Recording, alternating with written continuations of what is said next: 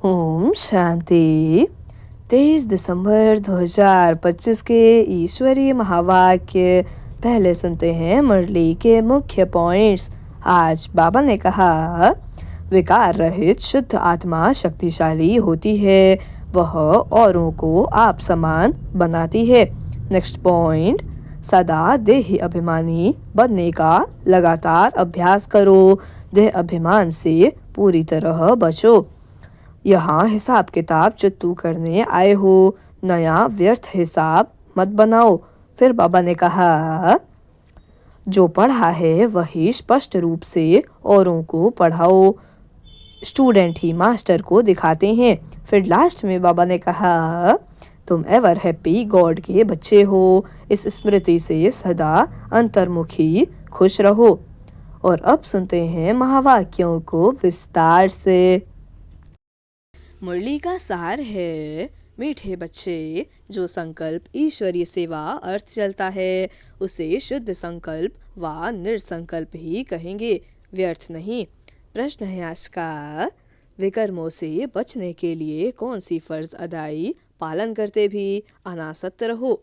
उत्तर, मित्र संबंधियों की सर्विस भले करो, लेकिन अलौकिक ईश्वरीय दृष्टि रख करके करो, उनमें मोह की रग नहीं जानी चाहिए। अगर किसी विकारी संबंध से संकल्प भी चलता है तो वह विकर्म बन जाता है, इसलिए अनासक्त होकर फर्ज अदाई पालन करो, जितना हो सके देही अभिमानी रहने का पुरुषार्थ करो। अच्छा, ओम शांति। आज तुम बच्चों को संकल्प, विकल्प, निर्संकल्प अथवा कर्म, अकर्म और विकर्म पर समझाया जाता है। जब तक तुम यहाँ हो तब तक तुम्हारे संकल्प जरूर चलेंगे। संकल्प धारण किए बिना कोई मनुष्य एक क्षण भी रह नहीं सकता है। अब यह संकल्प यहाँ भी चलेंगे, सतयुग में भी चलेंगे और अज्ञान काल में भी चलते हैं, परंतु ज्ञान में आने से संकल्प संकल्प नहीं, क्योंकि तुम ईश्वरीय सेवा अर्थ निमित्त बने हो। तो जो यज्ञ अर्थ संकल्प चलता है वह संकल्प संकल्प नहीं, वह निर्संकल्प ही है। बाकी जो फालतू संकल्प चलते हैं अर्थात कलयुगी संसार और कलयुगी मित्र संबंधियों के प्रति चलते हैं, वह विकल्प कहे जाते हैं, जिससे ही विकर्म बनते हैं और विकर्मों से दुख प्राप्त होता है। बाकी जो यज्ञ प्रति अथवा ईश्वरीय सेवा प्रति संकल्प चलता है वह गोया निर्संकल्प हो गया। शुद्ध संकल्प सर्विस प्रति भले चलें। देखो बाबा यहाँ बैठा है, तुम बच्चों को संभालने अर्थ उसकी सर्विस करने अर्थ माँ बाप का संकल्प जरूर चलता है, परंतु यह संकल्प संकल्प नहीं, इससे विकर्म नहीं बनता है। परंतु यदि किसी का विकारी संबंध प्रति संकल्प चलता है तो उनका विकर्म अवश्य ही बनता है। बाबा तुम बच्चों को कहते हैं कि मित्र संबंधियों की सर्विस भले करो, परंतु अलौकिक ईश्वरीय दृष्टि से, वह मोह की रग नहीं आनी चाहिए। अनासक्त होकर अपनी फर्ज अदाई पालन करनी चाहिए, परंतु जो कोई यहाँ होते हुए कर्म संबंध में होते हुए उनको नहीं काट सकते तो भी उन्हें बाप को नहीं छोड़ना चाहिए। हाथ पकड़ा होगा तो कुछ न कुछ पद प्राप्त कर लेंगे। अब यह तो हर एक अपने को जानते हैं कि मेरे में कौन सा विकार है। अगर किसी में एक भी विकार है तो वह देह अभिमानी जरूर ठहरा, जिसमें विकार नहीं वह ठहरा देही अभिमानी। किसी में कोई भी विकार है तो वो सजाएं जरूर खाएंगे, और जो विकारों से रहित हैं वे सजाओं से मुक्त हो जाएंगे। जैसे देखो कोई कोई बच्चे हैं जिनमें न काम है, न क्रोध है, न लोभ है, न मोह है, वो सर्विस बहुत अच्छी कर सकते हैं। अब उन्हों की बहुत ज्ञान विज्ञानमय अवस्था है, वह तो तुम सब भी वोट देंगे। अब यह तो जैसे मैं जानता हूँ वैसे तुम बच्चे भी जानते हो। अच्छे को सब अच्छा कहेंगे, जिसमें कुछ खामी होगी उनको सभी वही वोट देंगे। अब यह निश्चय करना, जिनमें कोई विकार है वो सर्विस नहीं कर सकते, जो विकार प्रूफ हैं वो सर्विस कर औरों को आप समान बना सकेंगे। इसलिए विकारों पर पूर्ण जीत चाहिए, विकल्प पर पूर्ण जीत चाहिए। ईश्वर अर्थ संकल्प को निरसंकल्प कह सकते हैं। वास्तव में निरसंकल्पता उसी को कहा जाता है जो चले ही नहीं, दुख सुख से न्यारा हो जाए। वह तो अंत में जब तुम हिसाब किताब चुत्तू कर चले जाते हो, वहाँ दुख सुख से न्यारी अवस्था में तब कोई संकल्प नहीं चलता। उस समय कर्म अकर्म दोनों से परे अकर्मी अवस्था में रहते हो। यहाँ तुम्हारा संकल्प जरूर चलेगा, क्योंकि तुम सारी दुनिया को शुद्ध बनाने अर्थ निमित्त बने हुए हो, तो उसके लिए तुम्हारे शुद्ध संकल्प जरूर चलेंगे। सतयुग में शुद्ध संकल्प चलने के कारण संकल्प संकल्प नहीं, कर्म करते भी कर्म बंधन नहीं बनता। समझा? अब कर्म अकर्म और विकर्म की गति तो बाप ही समझा सकते हैं। वही विकर्मों से छुड़ाने वाला है जो इस संगम पर तुमको पढ़ा रहे हैं। इसलिए अब बच्चे अपने ऊपर बहुत ही सावधानी रखो, अपने हिसाब किताब को भी देखते रहो। तुम यहाँ आए हो हिसाब किताब चुत्तू करने, ऐसे तो नहीं यहाँ आकर भी हिसाब किताब बनाते जाओ तो सज़ा खानी पड़े। यह गर्भ जेल की सज़ा कोई कम नहीं है। इस कारण बहुत ही पुरुषार्थ करना है। यह मंजिल बहुत भारी है, इसलिए सावधानी से चलना चाहिए। विकल्पों के ऊपर जीत पानी है ज़रूर। अब कितने तक तुमने विकल्पों पर जीत पाई है, कितने तक इस निरसंकल्प अर्थात दुख सुख से न्यारी अवस्था में रहते हो, यह तुम अपने को जानते रहो। जो खुद को नहीं समझ सकते हैं वह मम्मा बाबा से पूछ सकते हैं, क्योंकि तुम तो उनके वारिस हो, तो वह बता सकते हैं। निरसंकल्प अवस्था में रहने से तुम अपने तो क्या किसी भी विकारी के विकर्मों को दबा सकते हो। कोई भी कामी पुरुष तुम्हारे सामने आएगा तो उसका विकारी संकल्प नहीं चलेगा। जैसे कोई देवताओं के पास जाता है तो उनके सामने वह शांत हो जाता है, वैसे तुम भी गुप्त रूप में देवताएं हो। तुम्हारे आगे भी किसी का विकारी संकल्प नहीं चल सकता है, परंतु ऐसे बहुत कामी पुरुष हैं जिनका कुछ संकल्प अगर चलेगा तो भी वार नहीं कर सकेगा। अगर तुम योग युक्त होकर खड़े रहेंगे तो देखो बच्चे, तुम यहाँ आए हो परमात्मा को विकारों की आहुति देने, परंतु कोई कोई ने अभी कायदेशीर आहुति नहीं दी है। उन्हों का योग परमपिता से जुटा हुआ नहीं है। सारा दिन बुद्धि योग भटकता रहता है, अर्थात देही अभिमानी नहीं बने हैं। देह अभिमानी होने के कारण किसी के स्वभाव में आ जाते हैं, जिस कारण परमात्मा से प्रीत निभा नहीं सकते हैं, अर्थात परमात्मा अर्थ सर्विस करने के अधिकारी नहीं बन सकते हैं। तो जो परमात्मा से सर्विस ले फिर सर्विस कर रहे हैं, अर्थात पतितों को पावन कर रहे हैं, वही मेरे सच्चे पक्के बच्चे हैं। उन्हें बहुत भारी पद मिलता है। अभी परमात्मा खुद आकर तुम्हारा बाप बना है। उस बाप को साधारण रूप में न जानकर कोई भी प्रकार का संकल्प उत्पन्न करना गोया विनाश को प्राप्त होना। अभी वह समय आएगा जो 108 ज्ञान गंगाएं पूर्ण अवस्था को प्राप्त करेंगी। बाकी जो पढ़े हुए नहीं होंगे वे तो अपनी ही बर्बादी करेंगे। यह निश्चय जानना, जो कोई इस ईश्वरीय यज्ञ में छिपकर काम करता है तो उनको जानी जाननहार बाबा देख लेता है। वह फिर अपने साकार स्वरूप बाबा को टच करता है। सावधानी देने अर्थ तो कोई भी बात छिपानी नहीं चाहिए। पल भूलें होती हैं, परंतु उनको बताने से ही आगे के लिए बच सकते हैं। इसलिए बच्चे सावधान रहना। बच्चों को पहले अपने को समझना चाहिए कि मैं हूँ कौन, वॉट एम आई। मैं शरीर को नहीं कहते, मैं कहते हैं आत्मा को। मैं आत्मा कहाँ से आया हूँ, किसकी संतान हूँ। आत्मा को जब यह मालूम पड़ जाए कि मैं आत्मा परम पिता परमात्मा की संतान हूँ, तब अपने बाप को याद करने से खुशी आ जाए। बच्चे को खुशी तब आती है जब बाप के ऑक्यूपेशन को जानता है, जब तक छोटा है बाप के ऑक्यूपेशन को नहीं जानता तब तक इतनी खुशी नहीं रहती है। जैसे बड़ा होता जाता बाप के ऑक्यूपेशन का पता पड़ता जाता तो वो नशा वह खुशी चढ़ती जाती है। तो पहले उनके ऑक्यूपेशन को जानना है कि हमारा बाबा कौन है, वह कहाँ रहता है।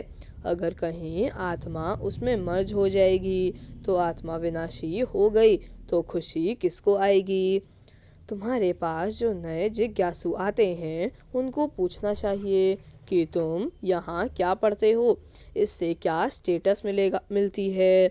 उस कॉलेज में तो पढ़ने वाले बताते हैं कि हम डॉक्टर बन रहे हैं, इंजीनियर बन रहे हैं, तो उन पर विश्वास करेंगे ना कि यह बरोबर पढ़ रहे हैं।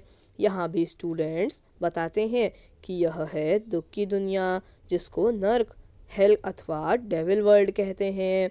उनके अगेंस्ट है हेवन अथवा डीटी वर्ल्ड, जिसको स्वर्ग कहते हैं। यह तो सभी जानते हैं, समझ भी सकते हैं कि यह वह स्वर्ग नहीं है, यह नर्क है अथवा दुख की दुनिया है, पाप आत्माओं की दुनिया है। तब तो उसको पुकारते हैं कि हमको पुण्य पुण्य की दुनिया में ले चलो। तो यह बच्चे जो पढ़ रहे हैं वह जानते हैं कि हमको बाबा उस पुण्य की दुनिया में ले चल रहे हैं। तो जो नए स्टूडेंट आते हैं उनको बच्चों से पूछना चाहिए, बच्चों से पढ़ना चाहिए। वह अपने टीचर का अथवा बाप का ऑक्यूपेशन बता सकते हैं। बाप थोड़े ही अपनी सराहना खुद बैठ करेंगे, टीचर अपनी महिमा खुद सुनाएगा क्या। वह तो स्टूडेंट सुनाएंगे कि यह ऐसा टीचर है। तब कहते हैं स्टूडेंट्स सोज मास्टर, तुम बच्चे जो इतना कोर्स पढ़कर आए हो, तुम्हारा काम है नयों को बैठ समझाना। बाकी टीचर जो बीए एमए पढ़ा रहे हैं वह बैठ नए स्टूडेंट को एबीसी सिखलाएंगे क्या। कोई स्टूडेंट अच्छे होशियार होते हैं, वह दूसरों को भी पढ़ाते हैं। उसमें माता गुरु तो मशहूर है। यह है डीटी धर्म की पहली माता, जिसको जगदम्बा कहते हैं। माता की बहुत महिमा है। बंगाल में काली, दुर्गा, सरस्वती और लक्ष्मी, इन 4 देवियों की बहुत पूजा करते हैं। अब उन 4 का ऑक्यूपेशन तो मालूम होना चाहिए। जैसे लक्ष्मी है तो वह है गॉडेस ऑफ वेल्थ, वह तो यहाँ ही राज्य करके गई हैं। बाकी काली दुर्गा आदि तो यह बाकी काली दुर्गा आदि यह तो सब इस पर नाम पड़े हैं। अगर 4 माताएं हैं तो उनके 4 पति भी होने चाहिए। अब लक्ष्मी का तो नारायण पति प्रसिद्ध है, काली का पति कौन है, शंकर। लेकिन शंकर को तो पार्वती का पति बताते हैं। पार्वती कोई काली नहीं है, बहुत हैं जो काली को पूजते हैं, माता को याद करते हैं, लेकिन पिता का पता नहीं है। काली का या तो पति होना चाहिए या पिता होना चाहिए, लेकिन यह कोई को पता नहीं है। तुमको समझना है कि दुनिया यह एक ही है, जो कोई समय दुख की दुनिया अथवा दोजक बन जाती है, वही फिर सतयुग में बहिष्ट अथवा स्वर्ग बन जाती है। लक्ष्मी नारायण भी इस ही सृष्टि पर सतयुग के समय राज्य करते थे। बाकी सूक्ष्म में तो कोई वैकुंठ है नहीं, जहाँ सूक्ष्म लक्ष्मी नारायण उनके चित्र यहाँ ही हैं, तो ज़रूर यहाँ ही राज्य करके गए हैं। खेल सारा इस कॉर्पोरियल वर्ल्ड में चलता है। हिस्ट्री ज्योग्राफी इस कॉर्पोरियल वर्ल्ड की है। सूक्ष्म वतन की कोई हिस्ट्री ज्योग्राफी होती नहीं। लेकिन सभी बातों को छोड़ तुमको नए जिज्ञासु को पहले अल्फ सिखलाना है, फिर बे समझाना है। अल्फ है गॉड, वह सुप्रीम सोल है। जब तक यह पूरा समझा नहीं है तब तक परमपिता के लिए वह लव नहीं जागता, वह खुशी नहीं आती। क्योंकि पहले जब बाप को जाने तब उनके ऑक्यूपेशन को भी जानकर खुशी में आवे। तो खुशी है इस पहली बात को समझने में। गॉड तो एवर हैप्पी है, आनंद स्वरूप है। उनके हम बच्चे हैं, तो क्यों न वह खुशी आनी चाहिए, वह गुदगुदी क्यों नहीं होती। I am son of God, I am ever happy master God. वह खुशी नहीं आती तो सिद्ध है, अपने को सन बच्चा नहीं समझते हैं। God is ever happy but I am not happy, क्योंकि फादर को नहीं जानते हैं।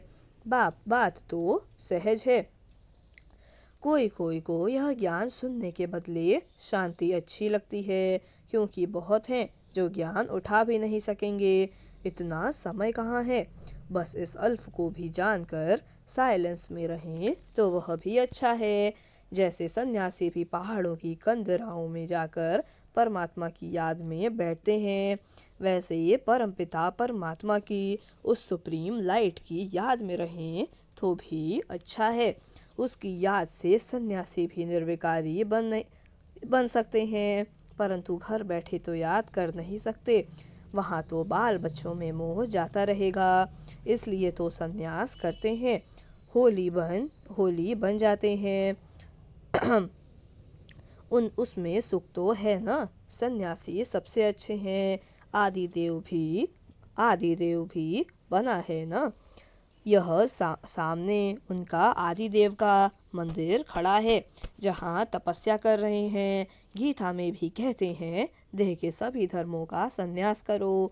वह संन्यास कर जाते तो महात्मा बन जाते। गृहस्थी को महात्मा कहना बेकायदे है। तुमको तो परमात्मा ने आकर संन्यास कराया है। संन्यास करते ही हैं सुख के लिए। महात्मा कभी दुखी नहीं होते। राजाएं भी संन्यास करते हैं तो ताज आदि फेंक देते हैं। जैसे गोपी चंद ने संन्यास किया तो जरूर इसमें सुख है। अच्छा, मीठे मीठे सिखिलधे बच्चों प्रति माता पिता बाप दादा का याद प्यार और गुड मॉर्निंग। रूहानी बाप की रूहानी बच्चों को नमस्ते। हम रूहानी बच्चों की रूहानी माता पिता बाप दादा को याद प्यार और गुड मॉर्निंग। नमस्ते नमस्ते नमस्ते। शुक्रिया बाबा, शुक्रिया। धारणा के लिए मुख्य सार। पहली पॉइंट, कोई भी उल्टा कर्म छिपकर नहीं करना है। बाप दादा से कोई भी बात छिपानी नहीं है, बहुत बहुत सावधान रहना है। दूसरी पॉइंट, स्टूडेंट शोज मास्टर, जो पढ़ा है वह दूसरों को पढ़ाना है। एवर हैप्पी गॉड के बच्चे हैं, इस स्मृति से अपार खुशी में रहना है। वरदान है आज का, विकारों रूपी सांप को भी शैया बनाने वाले विष्णु के समान सदा विजयी निश्चिंत भव। विकारों रूपी सांप को भी शैया बनाने वाले विष्णु के समान सदा विजयी निश्चिंत भव। वरदान का स्पष्टीकरण है, जो विष्णु की शेष शैया दिखाते हैं, यह आप विजयी बच्चों के सहजयोगी जीवन का यादगार है। सहजयोग द्वारा विकारों रूपी सांप भी अधीन हो जाते हैं। जो बच्चे विकारों रूपी सांपों पर विजय प्राप्त कर उन्हें आराम की शैया बना देते हैं, वह सदा विष्णु के समान हर्षित व निश्चिंत रहते हैं। तो सदा यह चित्र अपने सामने देखो कि विकारों को अधीन किया हुआ अधिकारी हूँ। आत्मा सदा आराम की स्थिति में निश्चिंत है। स्लोगन है आज का, बालक और मालिकपन के बैलेंस से प्लान को प्रैक्टिकल में लाओ। बालक और मालिकपन के बैलेंस से प्लान को प्रैक्टिकल में लाओ। अव्यक्त इशारे, अब संपन्न व कर्मातीत बनने की धुन लगाओ। अपनी हर कर्मेंद्रिय की शक्ति को इशारा करो, तो इशारे से ही जैसे चाहो वैसे चला सको। ऐसे कर्मेंद्रिय जीत बनो, तब फिर प्रकृति जीत बन कर्मातीत स्थिति के आसनधारी सो विश्व राज्य अधिकारी बनेंगे। हर कर्मेंद्रिय जी हुजूर, जी हाजिर करती हुई चले। आप राज्य अधिकारियों का सदा स्वागत अर्थात सलाम करती रहे, तब कर्मातीत बन सकेंगे। अच्छा, ओम शांति।